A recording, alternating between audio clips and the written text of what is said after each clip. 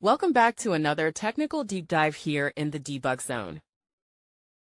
Today, we're tackling a big question and breaking it down with insights from other users. Hopefully, this clears up some misconceptions and helps you get the answer you need.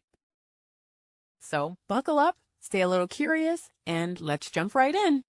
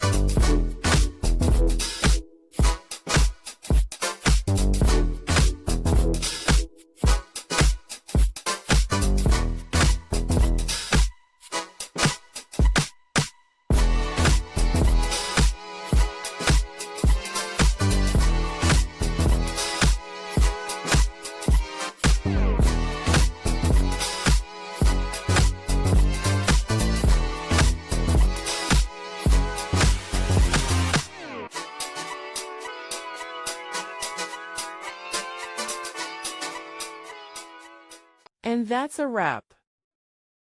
I hope you found the answer you were looking for. If you did, take a second to hit that subscribe button. It really helps out.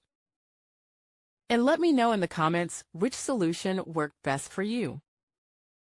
See you next time in the debug zone.